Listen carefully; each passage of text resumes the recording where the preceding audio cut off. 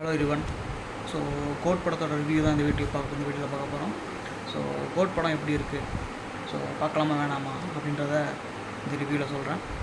So code படம், so first of all வந்து பார்த்திங்கன்னா விஜய் சாரோட கெரியரில் ஒரு அதிகமாக லென்த் எடுத்து இப்போ ட்ரை பண்ண படம்னா அது கோட் படம் தான் சொல்லுவேன். ஏன்னா இந்த படம் வந்து கிட்டத்தட்ட ஒரு வருஷமாக எடுத்திருக்காங்க. ஸோ அது அப்போவே தெரியும் இந்த படம் வந்து எவ்வளோ எஃபர்ட் போட்டிருக்காங்கன்னு. ஸோ ஃபஸ்ட்டு இன்ட்ரடக்ஷனில் வந்து படம் பார்த்திங்கன்னா ரொம்ப வேகமாக போகுது. ஸோ அப்போவுமே வந்து வில்லனை காமிச்சிடுறாங்க, மைக் மோகனை. ஸோ அவங்க கூட நடக்கிற அந்த பஞ்சாயத்து, ஸோ அதுக்கப்புறம் அவங்க எப்படி போகிறாங்க, ஸோ விஜய் சாரோட ஃபேமிலி. ஸோ முக்கியமான ரொம்ப பிடிச்சது என்னதுன்னா நடிகர் நிறைய பேர் நடிச்சிருக்காங்க. டாப் ஸ்டார் பிரசந்து, அப்புறம் வந்து பார்த்திங்கன்னா பிரபுதேவா சார், அப்புறம் ஸ்னேகா மேம், அப்புறம் வந்து லைலா மேம், அப்புறம் ஜெயராம் சார், அப்புறம் மைக் மோகன். ஸோ இந்த மாதிரி நிறைய பேர் நடிச்சிருக்காங்க. ஸோ அவங்க எல்லா கேரக்டரையும் வந்து மொக்க பண்ணிடுவாங்க. ஏன்னா பொதுவாக இந்த மாதிரி மாஸ் ஹீரோ சப்ஜெக்ட்னாலே ஹீரோ மட்டும் மெயினாக காமிச்சிட்டு மற்ற வர கேரக்டர் எல்லாமே சும்மா தனிக்கன் போகிற மாதிரி அப்படி போடாமல் எல்லாருமே சூப்பராகவே பண்ணியிருக்காங்க. அவங்களுக்கு கொடுத்த ரோலை வந்து பர்ஃபெக்டாக பண்ணியிருக்காங்க. அவங்க நிறைய ஸ்பேஸும் கொடுத்துருக்காங்க. ஏன்னா 3 மணி நேரம் படம் அப்படின்றதுனால யாரையுமே வந்து எங்கேயுமே டிசப்பாயின்ட் பண்ணாமல் இவங்களுக்கு இவ்வளோ பர்சன்டேஜ், உங்கள் பர்ஃபார்மன்ஸ் இவ்வளோ இருக்கும் அப்படின்ற மாதிரி அவங்க ஸ்க்ரீன் ஸ்பெஷன் கரெக்டாக பண்ணியிருக்காங்க. ஸோ ஃபஸ்ட் ஹாஃபில் வந்து ஸ்னேகா மேம்க்கும் விஜய் சாருக்கும் நடக்கிற சின்ன சின்ன அந்த விஷயங்கள், ஸோ அந்த கெமிஸ்ட்ரி, அந்த ஃபைட்டு, அவங்களோட நடக்கிற அந்த ஆர்கியூமெண்ட், கப்புள்ஸ்குள்ள நடக்கிற ஆர்கியூமெண்ட்ஸ், அதெல்லாம் பார்க்கும்போது கொஞ்சம் ஃபன்னியாகவும் இருக்குது, ரொம்ப ரியலாகவும் இருக்குது. சூப்பராக நடிச்சிருக்காங்க 2 பேருமே. ஸோ அதுக்கப்புறம் இந்த குட்டி பையன் அவனும் சூப்பராகவும் நடிச்சிருக்கான். ஸோ பொதுவாக விஜய் சாரோட படங்களில் வந்து பார்த்திங்கன்னா கடந்த ஒரு 2 வருஷமாக வந்து வில்லன் வந்து ரொம்ப டவுனாகவே தெரிகிற மாதிரி இருந்துச்சு. ஸோ பீஸ்ட் படம், அதுக்கப்புறம் வந்து பார்த்திங்கன்னா வாரிசு, இந்த மாதிரி படங்கள் வந்து பார்த்திங்கன்னா விஜய் சார் ஏற்ற ஒரு வில்லன் வந்து இல்லை. ஏன்னா ஆக்சுவலாக மாஸ்டர் படத்தில் நம்ம பார்க்கும்போது கூட விஜய் சேதுபதி வந்து கரெக்டாக இருப்பார். அந்த அளவுக்கு ஒரு ஈக்குவலான வில்லன் இல்லையே அப்படின்ற மாதிரி கடந்த 2 படங்களில் ஃபீல் பண்ணோம். பட் இந்த படத்தில் வந்து சாட்டிஸ்ஃபை ஆயிடுச்சு. ஏன்னா படத்தில் வந்து ஏற்கனவே ஸ்பாய்லர் சொல்லியிருப்பாங்க. ஏன்னா விஜய் அந்த போஸ்டர்லேயே விட்டுருந்தாங்க. ஸோ தளபதி சிலைய தளபதி மாதிரி காமிச்சிருப்பாங்க. ஸோ அதே மாதிரி தான் விஜய் சார், இன்னொரு விஜய் சார் வந்து பார்த்திங்கன்னா விஜய் சாருக்கு வில்லனாகவே பண்ணியிருக்காங்க. ஸோ அது வந்து ரொம்பவும் நல்லாயிருக்கு. விஜய் சார் வந்து என்ன சொல்கிறது, ஏடிஎம்க்கு அடுத்து இந்த படத்தில் வந்து பயங்கரமாக ஒரு வில்லனு வந்து பண்ணியிருக்காப்புல. ஸோ அது பார்க்கவே வந்து ரொம்ப நல்லாயிருக்கு. படத்தில் வந்து பார்த்திங்கன்னா ஃபஸ்ட் ஹாஃப் வந்து கொஞ்சம் எனக்கு பிடிச்சிருக்கு. ஸோ சூப்பராக போகுது, கரெக்டாக கொண்டு போயிருக்காங்க. ஸோ செகண்ட் ஹாஃபில் வந்து பார்த்திங்கன்னா ஸோ ஒரு சில இடங்களில் வந்து அந்த சாங்ஸ், அந்த மட்ட சாங்ஸும் ஸ்பாக் சாங்கும் வந்து பார்த்திங்கன்னா அன்வான்டாக வருது. ஸோ அதை தவிர்த்துக்கலாம். பட் இருந்தாலுமே தேட்டரில் வந்து ரசிகர்கள் வந்து ரொம்ப என்ஜாய் பண்ணுறாங்க. ஸோ இந்த பாட்டை வந்து ட்ரோல் பண்ணாங்களோ இப்போ அதையும் வந்து பயங்கரமாக என்ஜாய் பண்ணுறாங்க. ஸோ அந்த இடங்களை வந்து கொஞ்சம் அந்த அன்வான்ட் லவ் சீன்ஸ் அதெல்லாம் இல்லாமல் வேறு ஏதாவது பண்ணியிருக்கலாம், ட்ரை பண்ணியிருக்கலாம், இல்லை அதுக்கு போல் வேறு ஏதாவது வச்சுருக்கலாம் அப்படின்ற மாதிரி தோணிருக்கலாம். ஸோ ஒரு சில இடங்களில் வந்து பார்த்திங்கன்னா ஒரு சீன் வரும், பிரசாந்த் சாரோட ட்ரைலர் கூட காமிச்சிருப்பாங்க, பிரசாந்த் அழுகிற மாதிரி.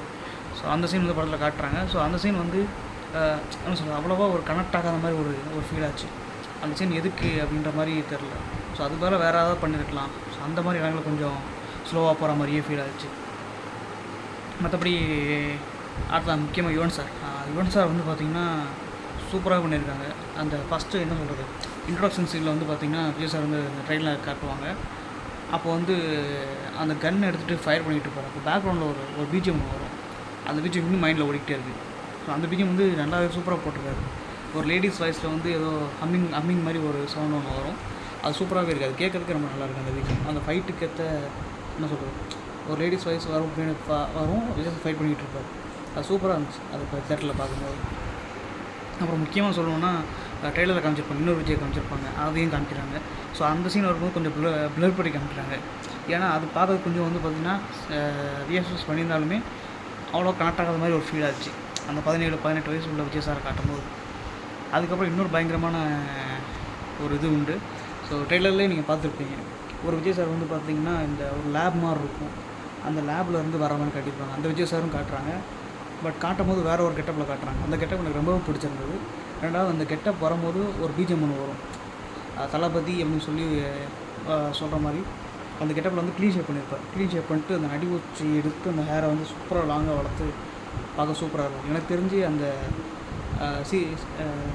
பிஎஃப்எஸ் பண்ண இந்த விஜய் கெட்டப் வந்து இந்த விஜய்க்கு போட்டிருக்கலாம். அந்த கிளைமேக்ஸில் வந்த விஜயை அந்த பையன் விஜயாக காமிச்சு அந்த கெட்டப் சொல்கிறேன், அந்த கெட்டப் போட்டு வச்சுருந்தாங்கன்னா சூப்பராக இருக்கும். எனக்கு அந்த கெட்டப் ரொம்ப பிடிச்சிருக்கு. விஜய் சார் வந்து என்ன சொல்கிறது, வெங்கட் பிரபு சார் வந்து ஒவ்வொரு லுக்லையும் காட்டணும் அப்படின்றதுக்காக வந்து சூப்பராகவே பண்ணியிருக்காங்க. அந்த கெட்டப்பும் சரி, அந்த கெட்டப்போட வர பிஜிஎம் சரி சூப்பராக இருக்குது. விஜய் சார் என்றைக்குமே சரி தன்னுடைய எல்லா படங்கள்லையுமே தன்னோட டான்ஸு, ஃபைட்டு, தன்னோட எக்ஸ்பிரஷன் எல்லாத்துலேயுமே வந்து தன்னோட பெஸ்ட்டை வந்து கொடுத்துட்டு போயிடுறாரு. ஸோ இந்த படத்தில் வந்து அவரை எல்லா இடத்துலையும் ரசிக்க வைக்க முடியுது. முக்கியமாக வந்து அந்த ஸ்டேடியம் ஐபிஎல் மேட்ச் நடக்கும்.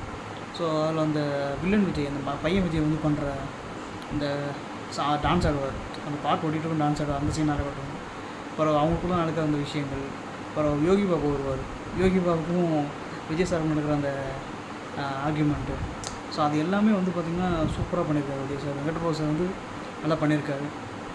ஸோ ஒரு சில பேர் இன்னும் மிக்சட் ரிவ்யூஸ் தான் நிறைய வந்துக்கிட்டு இருக்குது. படம் வந்து கொஞ்சம் லேகாக போகுது, சும்மா என்ன சொல்கிற போர் அடிக்குது, ஃபஸ்ட் ஹாஃப் நல்லா இல்லை, அந்த மாதிரி நிறைய பேர் சொல்கிறாங்க.